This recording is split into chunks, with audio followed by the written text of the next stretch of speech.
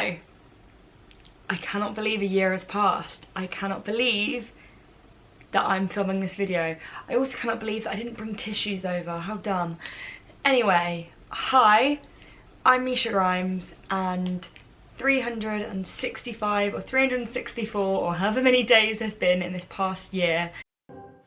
But this video is pretty much just to say that sadly Papa Grimes, Daddy, John Grimes isn't with us anymore.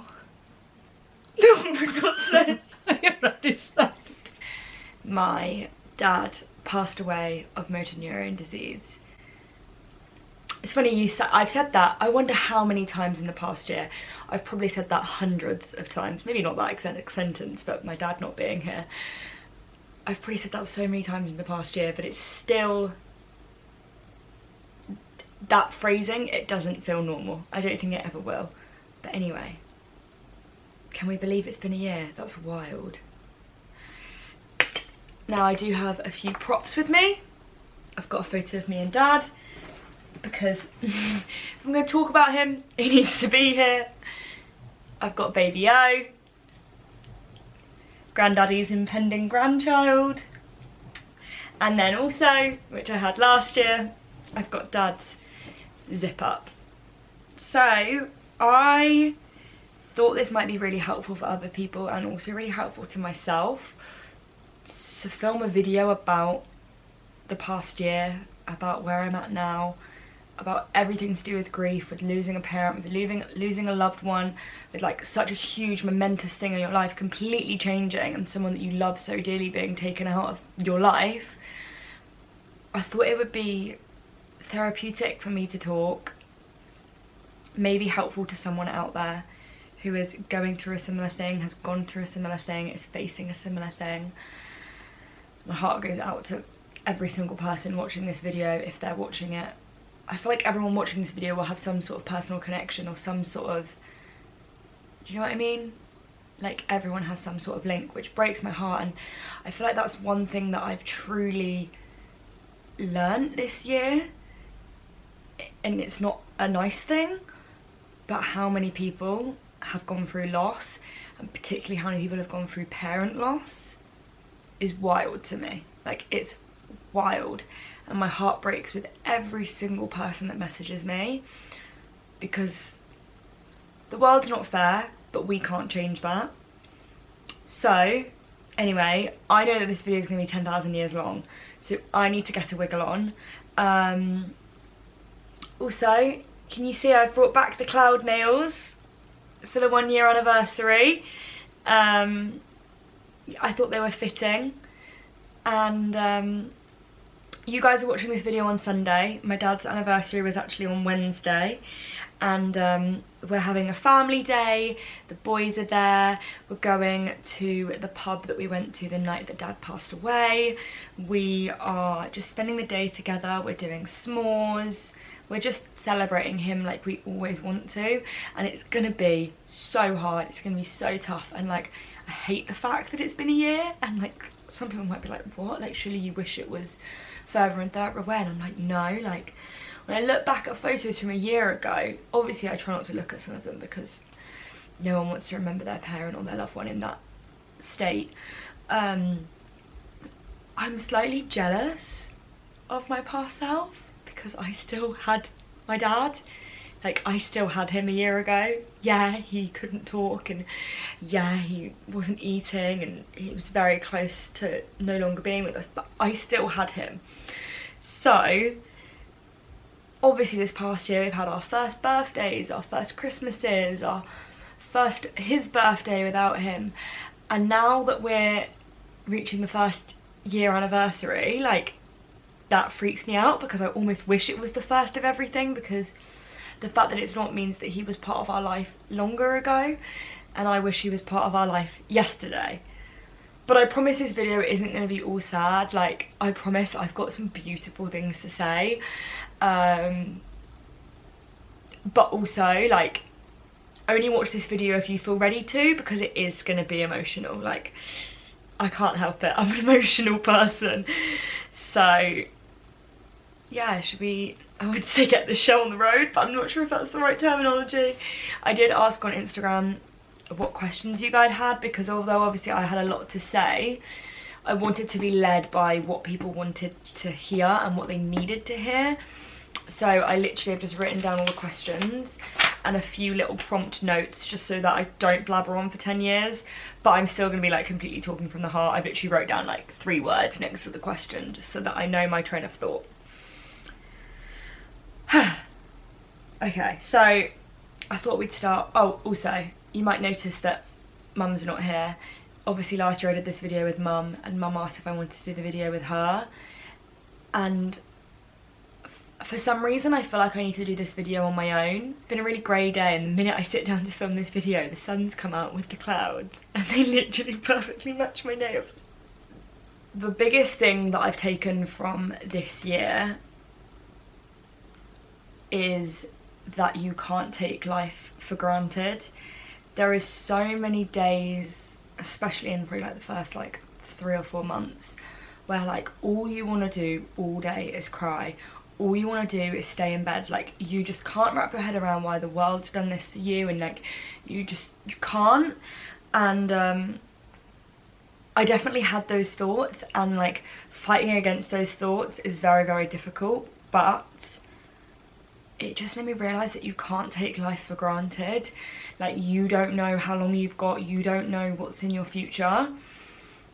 So it's kind of like that spur of like every time I felt like giving up, or every time I wasn't sure and like I just wanted to go to bed or not do anything, it was kind of like, well, I'm lucky and I'm grateful that I get to live this life and I get to be alive and I get to continue my dad's legacy and continue his bloodline and like continue the Grimes family. So that's probably been the biggest thing that I've learnt this year, because we are all so guilty for like trying to speed up time and, you know, trying to make things go faster and like be counting down to something. And I actually think it made me stop doing that, because that's been me as a person my entire life, and it's just made me like slow down and realise what I've got and how lucky I am to have it, even if it is missing one very, very important member. But yeah, that's what I've learned, and I wouldn't have told you a year ago that that is what I was going to learn. Like I would have been so surprised that that's what I've taken from this completely.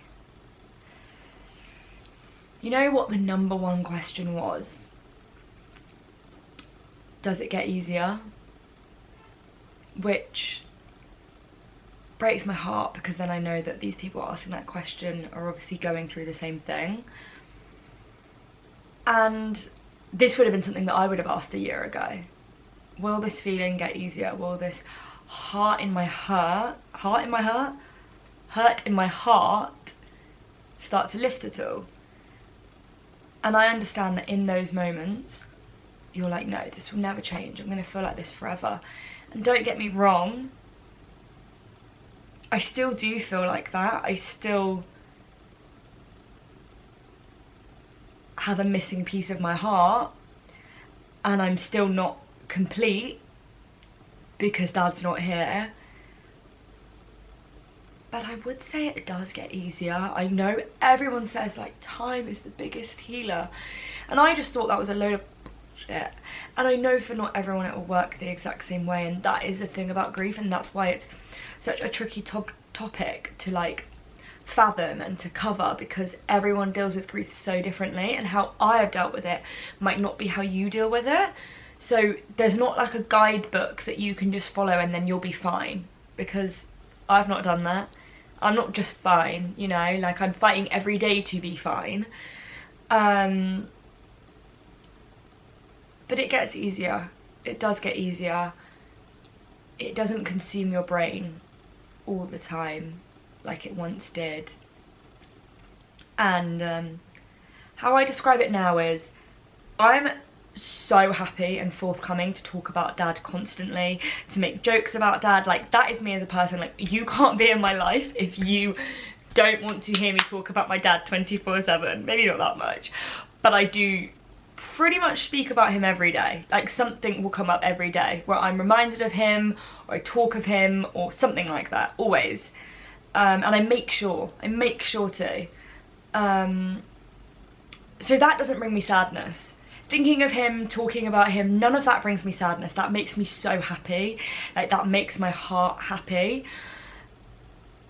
And then I get my moments, just like everyone does. And it's actually more like random things that upset me and trigger me. Like, an example, me and Jake were watching some TV show, and someone was dying in the TV show, or they had like a heart rate monitor and they were like counting down the pulse. And it's almost like a PTSD reaction, I would say, because it just takes me back. It takes me back to that time and that moment, and it makes me relive it again, which is obviously sucks.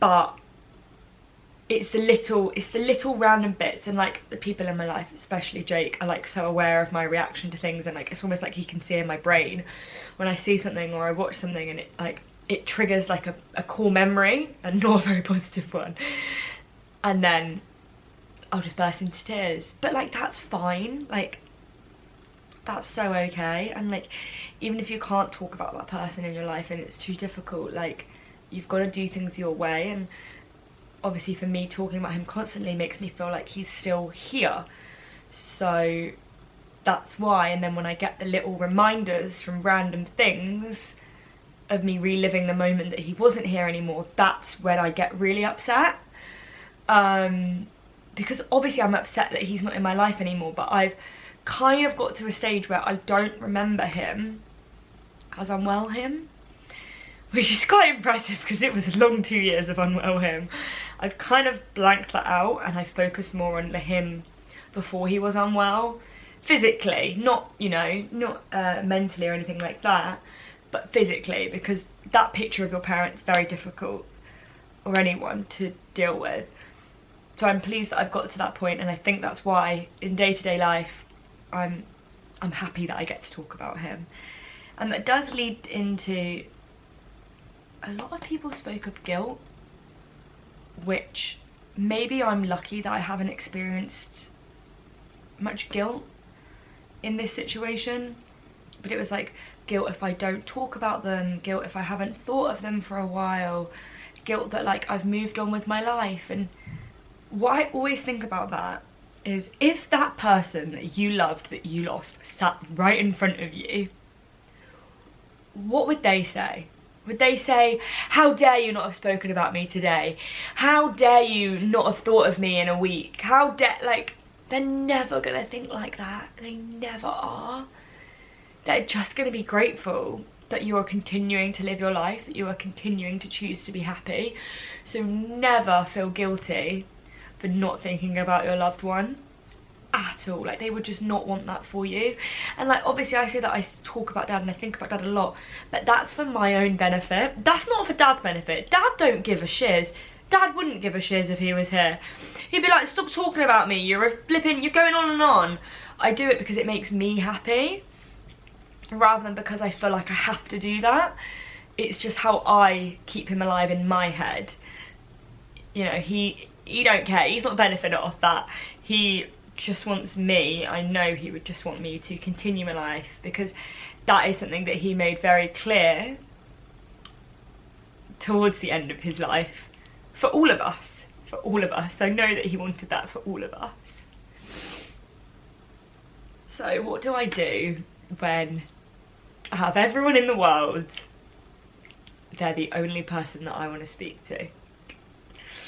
I get that sometimes. It's like certain things that me and dad would always have like an inside joke about, or like have a conversation about, that it's like a part of me. And probably like the first 6 months, like something would happen, I'd go to ring dad, like I'd genuinely just forget, and I'd go to ring him to tell him, or I'd go to text him, or I'd think, oh, I need to tell dad that later.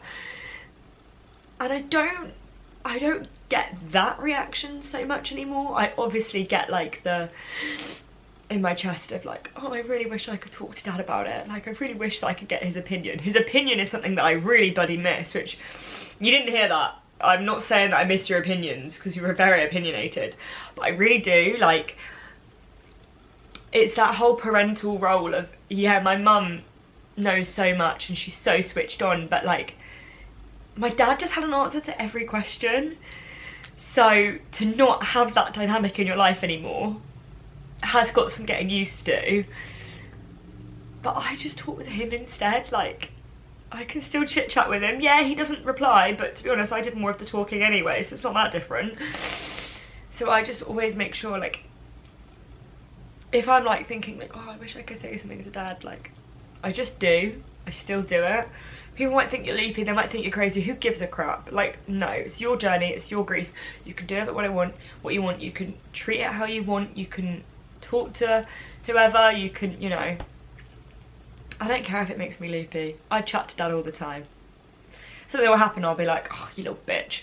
Because I'm like, you did that on purpose, didn't you? Like, you made me do this, you made me do that. It always means so much how much everyone asks after the family, because I'm sure people will have noticed that Mum's kind of online presence has minimised over the last few years, and I feel like maybe people expected after Dad passed away for her to get back into it, and I'm not gonna lie, so did I. I expected that as well, but it's just not in her path right now, it's not in her journey, and like, that's completely fine. And everyone always asks how she's doing, and obviously I'm not in her head, and I'm not there for every single like sad day or bad day, but all in all, I think Mum's doing amazingly. Like, amazingly. Like, I know Dad would be proud of me and Anya, like, I know he would, but I know he would be a million times proud, that doesn't even make sense, of Mum. Because every time I think about it, I'm like, God, it's so for me, because I've lost my dad, but my mum has lost the love of her life. You can't compare, and I'm not saying that you need to compare. Like, Mum has had Dad for so much longer, and that's so amazing that she had him for so much longer, and we don't get that, which is really sad. But you don't marry someone and think you're going to lose them before they even turn 60. Like, that's not, you know, sickness and in health. They really bloody made that vow come true. And I am so proud of my mum, because I honestly can't believe how she's managed to be the person that she is through all of this. And I probably don't tell her that enough. That's also because I don't want to make her cry, but Mum, I'm sure you're watching this right now and you're probably bawling your eyes out, so A, sorry, B, you're absolutely smashing it, and I know that everyone would be so proud of you.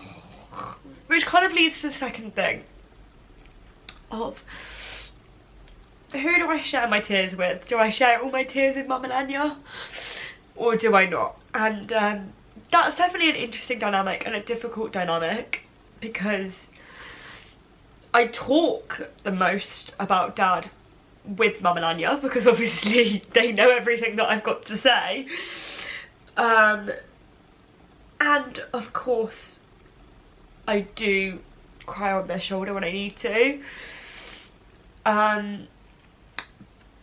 but it is difficult when 3 people are all grieving, because we're all doing it at different rates. We all have sad moments at different times, and like, I never want to bring them, not down, because that's not the right term, but I never want to make them go to that place just because I'm in it. And maybe I should just be like, screw it, let's go. But it's not that I find it easier, but there's less baggage, let's say, for random little bits, like, you know, random little tears and stuff like that. Like, every time I cry about Dad, I don't just ring Mum, because I know that if I did, I would send her off. Like, I know the minute she sees me cry about Dad, then she's gonna join me, and because she's doing so well, I don't then want to you know, push anyone back. Not that getting upset and crying is pushing you back, it's all part of the process. But like everyone close in my life, especially Jake, has got so accustomed to helping me cope and reading the signs of like, I just think I'm really obvious without even meaning to be. Maybe it's just because Jake knows me probably the most in terms of like, obviously when you live together, you see that person's like mood throughout the day. So I feel like he can always tell when it's about Dad. Because obviously Dad isn't the only thing I get upset about. It's not the only thing I cry about. I'm a freaking crier now. Before Dad died, I never cried. Like, I literally haven't cried in like 5 years. And now, I get angry, I cry. I get upset, I cry. I get stressed out, I cry. I just cry all the time. But somehow, Jake knows the cry. He knows the dad cry. He can just tell.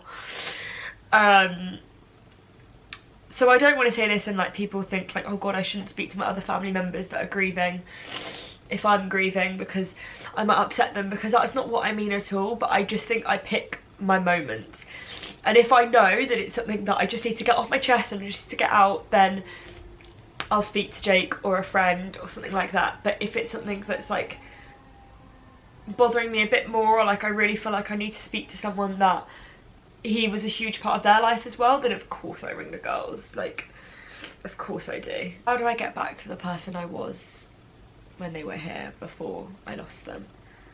And I hate to say it, but that person doesn't exist anymore.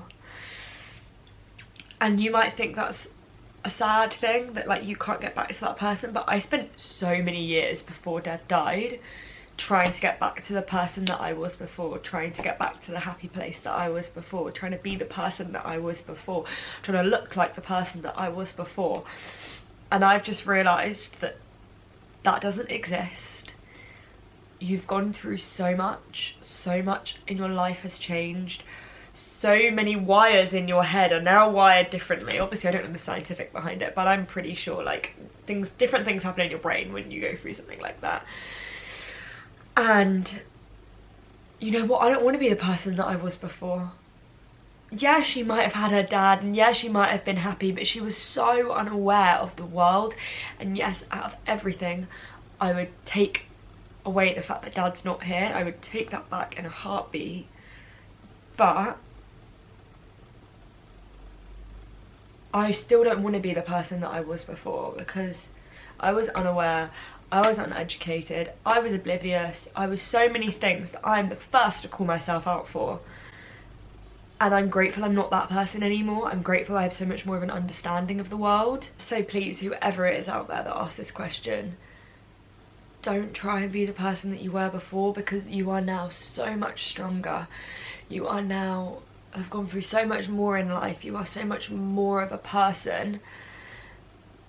You've just experienced something huge. And that person before hadn't gone through that. They didn't know what that felt like. They didn't know what that was. So it's just not realistic to ever try and be someone you were, especially when you've gone through such a traumatic event. So I think you almost have to accept that you won't be that person, and don't try and become the old you, but become a better version of you now. And I definitely think that is what I've been doing through this process. You know what is another thing that people ask a lot? Is there anything you wish you did? Is there anything you would have done differently? Is there anything? And that question also makes me a little bit sad, because I hate that we are kind of brought up with the prospect of regret. Like, I feel like regret is so instilled in us that everyone's so scared to not do something in case they regret something. And again, I just don't think you can live like that. Like, I have never wished I'd done a single thing differently with Dad. I've never regretted anything that was done or said. And that's not because I did everything perfectly, but it's because I'm human, and because I know that he knew that I was doing my best. And that's all that matters. And I know that he was doing his best. And like, there is things that I wish I had, like more photos of him, and I literally have like thousands more videos of him. Like, I wish that on my wedding day I got a letter from my dad that he wrote years ago,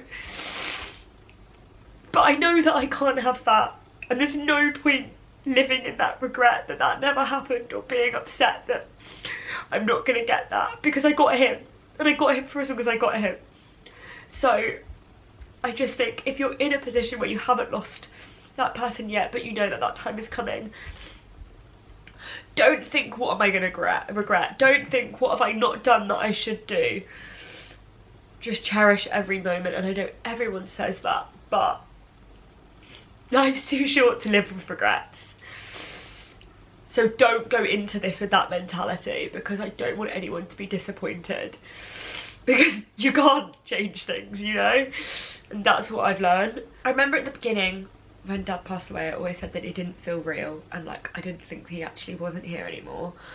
And that's kind of stemmed this question: do you think you'll ever have acceptance of it, or will there always be an element of grief and wishing he was here, especially for the big moments? I don't think acceptance is one thing and grief is another. I think they go hand in hand in some capacity, because am I aware by now that my dad's died? Yes, I'm pretty aware. I've not seen him for a year. I'm pretty aware he's not here.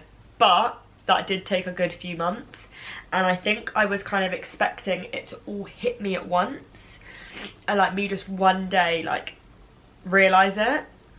But I think it was like a slow, gradual realisation, and like now obviously I'm aware he's not here, and I've accepted that he's not here, but that doesn't mean that I'm not grieving it. It doesn't mean that I'm not wishing he was here. And I don't think that they are separate. I don't think you have to accept it and then you can't grieve. Like, it's not how this works. And even if I've accepted it, doesn't mean I'm not still wishing it was different. You know, like, you can accept so many things in life, and you can accept people's behaviours or actions or things that happen, but it doesn't mean that you wouldn't wish it to be another way. And I don't mean that in regret term, because it's not a regret, Dad dying. Like, I didn't do anything towards it. I can't change it. You know, but I wish it could be different. And obviously the big moments was the thing that in my head a year ago was my freak out. It was my freak out that Dad wasn't going to be here when I got engaged, he wasn't going to be here when I got married, he wasn't going to be here when I had my first baby. But we've got Anya's baby on the way, and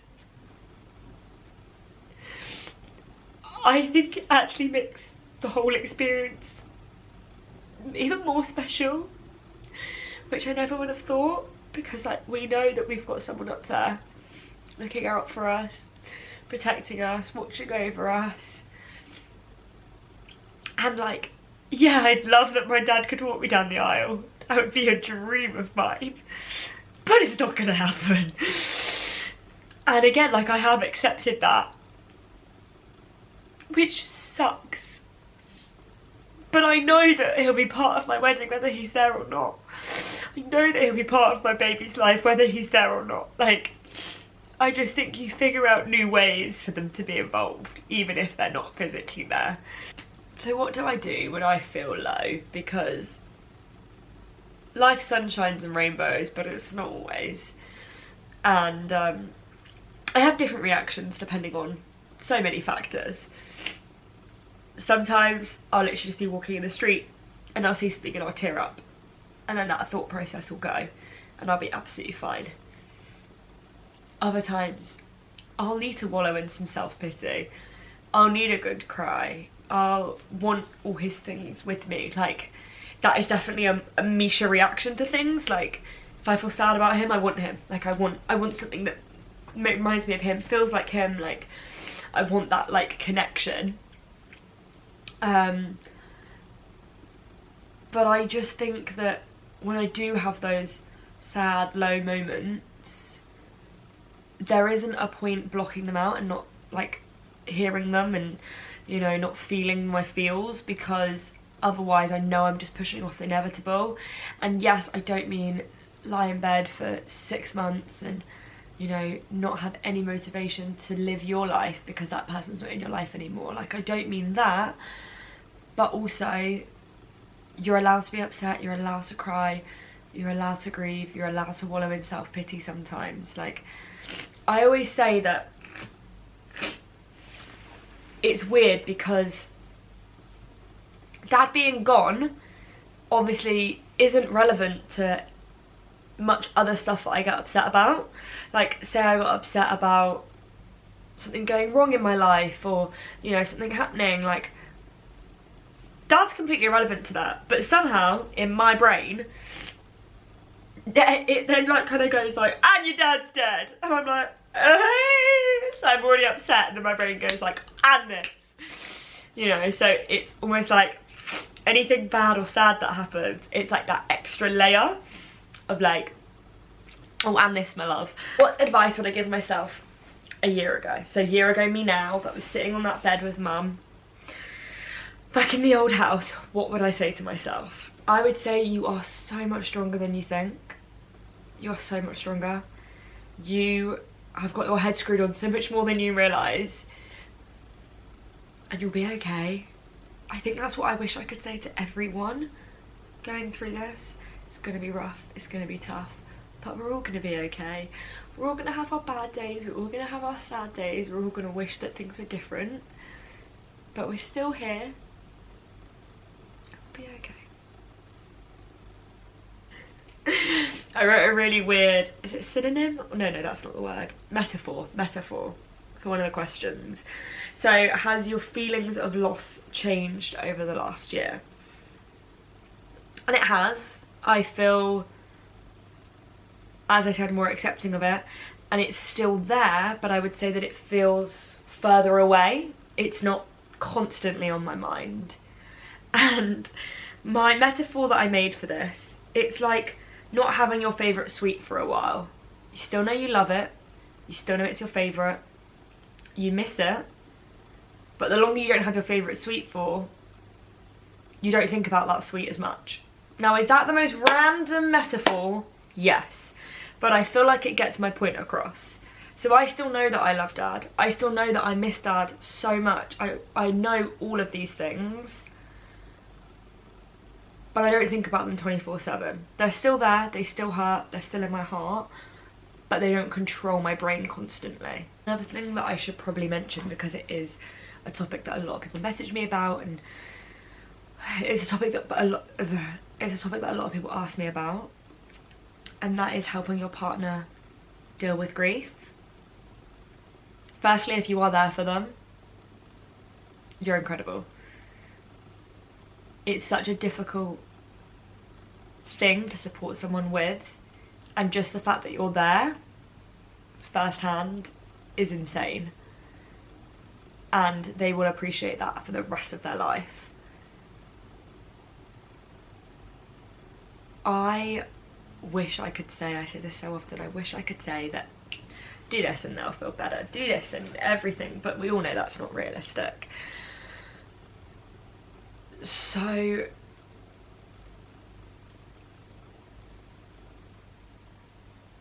I think just being there for them, hearing them when they want to talk about that person, distracting them when they don't, or they don't need to be reminded, and just being that like rock for them, that they know that no matter what's going through their head, they could come to you. And yeah, you might not be able to stand in their shoes and feel those emotions, and you might not, you know, completely relate to it, but they still know that it's a safe place where they can say anything, and you will get it to some degree, and you will give them a bloody hug. Like, honestly, I know hugs are so simple, but I genuinely think they're the most amazing thing in the world. I don't know what I do about hugs, I just love them. Rounding up the questions on, are you proud of yourself? And F-U-C-K, yes. I am so proud of myself. I am so proud of my family. I'm so proud of Anya, I'm so proud of Mum, I'm so proud of all my like distant family. I can't believe what we've managed to achieve in a year. I can't believe the positives that we've taken out of this past year. I can't believe I'm gonna be an auntie. I can't believe I had a collection in Dad's honour. I can't believe I ran a marathon for Dad. I can't believe that Mum bought her dream house. And yes, I wish Dad was there for all of it. But the fact that we've done it without him, I just think shows how strong we are. And I know he'd be so happy for all of our individual things that we've done and all of our collective stuff as a family that we've gone through. But God, I couldn't be any more lucky to have the group that I do. Like, I think this every single day. I'm so lucky to have the people in my life that I do.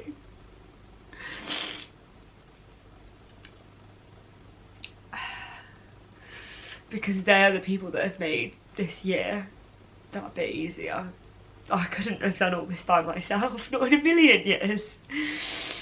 You can be strong, but the strength of other people around you really keeps you up. Really keeps you up.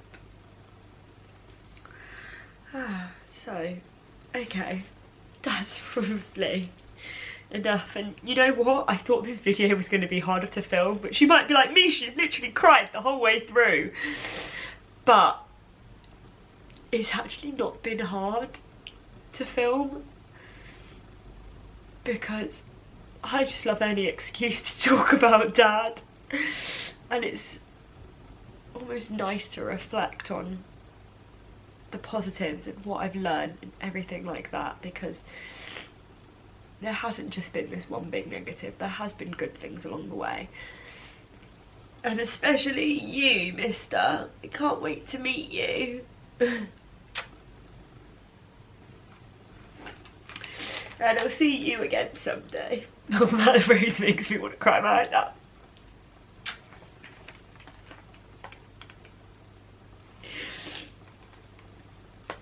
The two blood boys in my life, Sam and Jake, aren't technically my blood relatives. It'd be weird if Jake was. So yeah,